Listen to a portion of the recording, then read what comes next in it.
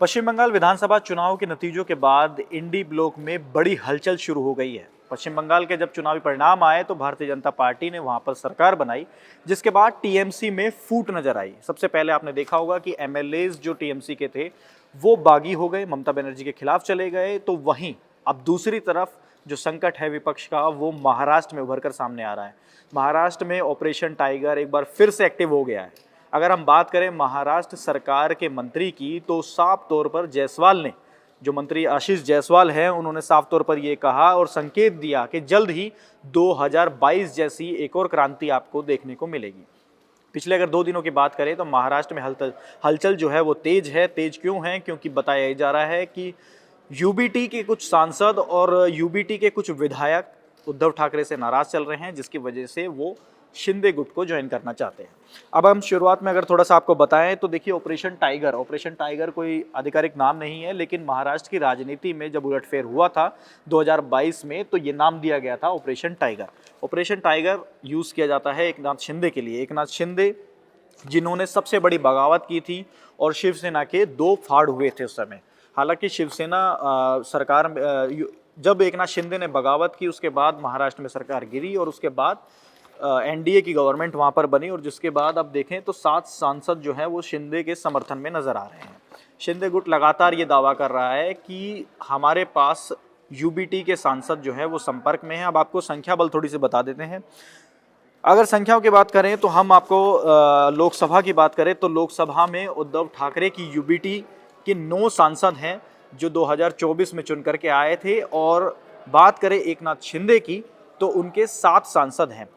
जब 7 सांसद की बात कर रहे हैं तो वो जब चुनाव हुआ था महाराष्ट्र में, वो एनडीए की सरकार थी, जिसकी वजह से एनडीए ने मिल बांट के, जिसमें अगर अजीत पवार की पार्टी और बीजेपी और यूबीटी एकनाथ शिंदे की पार्टी, इन सभी पार्टियों ने मिलकर के चुनाव लड़ा था, जिसकी वजह से एकनाथ शिंदे की 7 सांसद वहां पर आए। और यूबीटी की बात करें तो 9 सांसद वहां पर थे।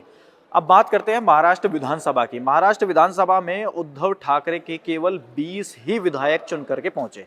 अगर बात करें एकनाथ शिंदे की तो 57, यानी कि एक बड़ा आंकड़ा, 57 जो विधायक है वो चुन करके महाराष्ट्र विधानसभा पहुंचे। अब कुछ थोड़ा सा पॉलिटिकल घटनाक्रम पे हम ध्यान देते हैं कि पॉलिटिकल बयानबाजी क्या हो रही है। पॉलिटिकल बयानबाजी हो रही है कि संजय निरुपम में जिस तरह से संजय राउत के ऊपर जो आरोप लगाया, उसके बाद अब वापस से कॉन्फ्लिक्ट जो है वो शुरू हो गया है। संजय राउत ने साफ तौर पर अब ये चेतावनी दी बीजेपी को कि अगर बीजेपी में हिम्मत है तो वो हमारे विधायकों को या सांसदों को तोड़ करके दिखाए, मैं यहीं बैठा हूँ। इस तरह का बयान संजय राउत की तरफ से सामने आया, लेकिन बीजेपी और एनडीए की तरफ से ऐसा कोई बड़ा बयान नहीं आया। अगर हम बात करें तो शिंदे गुट की तरफ से लगातार ये दावे जरूर किए जा रहे हैं कि कुछ सांसद और कुछ विधायक जो है वो उनके संपर्क में है। अब बात वापस से घूम के हम बंगाल की करते हैं, बंगाल की तरफ जाते हैं। बंगाल में क्या हुआ? बंगाल में ममता बनर्जी से नाराज होकर के एक अलग ऋतुबर्त ने अलग अपना बागी गुट बनाया, जिसमें 60 से अधिक विधायक जो थे वो ऋतुबर्त के समर्थन में चले गए। वहीं अगर लोकसभा सांसदों की हम बात करें तो 20 से ज़्यादा लोकसभा सांसद इस समय टीएमसी से नाराज चल रहे हैं और बागी गुट बना चुके हैं अपना। बागी गुट बनाने के बाद भी संसद में उनका एक अलग रोल बन जाता है, और अलग रोल बनने के बाद लोकसभा में जो है एनडीए की जो ताकत है वो लगातार बढ़ती हुई नजर आ रही है। क्यों? क्योंकि बंगाल में भी चुनाव जीतने के बाद अगर वहां से राज्यसभा की जो सीटें हम देखेंगे तो वहां पर बीजेपी को अच्छा खासा समर्थन मिलेगा। तो वहीं अगर हम 7 सांसदों की बात करें तो 9 में से अगर 7 सांसद जो है वो शिंदे गुट की तरफ शामिल हो जाते हैं तो उनको भी अच्छा खासा एक समर्थन मिलेगा और लोकसभा में फिर से एनडीए की मजबूती होगी। अब हम कुछ नेताओं के बारे में आपको बता देते हैं कि दल बदल कानून से, यानी कि अगर 7 सांसद टूट करके शिंदे गुट की तरफ जाते हैं तो दल बदल कानून लगता है या नहीं लगेगा। भारत के दल बदल कानून के तहत यदि पर्याप्त संख्या लगभग 2/3 में सांसद एक साथ अलग हो जाते हैं तो वो अयोग्यता से बच सकते हैं। इसी वजह से 7 सांसदों के आंकड़ों पर सबसे ज्यादा चर्चा हो रही है। यानी कि अगर यूबीटी के 9 सांसदों में से 7 सांसद शिंदे गुट की तरफ चले जाते हैं तो उद्धव की ताकत लोकसभा में बिल्कुल खत्म हो जाएगी, और जो 7 सांसद अगर यूबीटी से शिवसेना की तरफ जाते हैं तो उन पर दल बदल कानून का भी कोई असर नहीं पड़ेगा।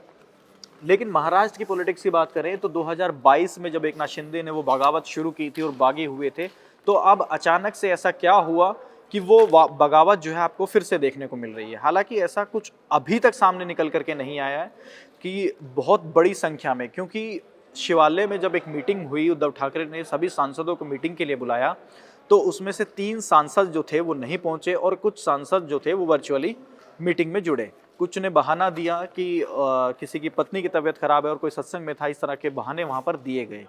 लेकिन केंद्रीय मंत्री अगर प्रताप राव जाधव की हम बात करें तो उन्होंने सही कहा कि साफ तौर पर ये कहा कि बहुत सारे सांसद जो है यूबीटी के वो उनके संपर्क में हैं। अगर ऑपरेशन टाइगर ये फिर से सक्सेसफुल होता है तो संख्या में क्या बदलाव हो सकता है? संख्या में ये बदलाव होगा कि लोकसभा में सिर्फ और सिर्फ यूबीटी के पास 2 सांसद बचेंगे, जो खबरें इस समय चल रही हैं उसके हिसाब से।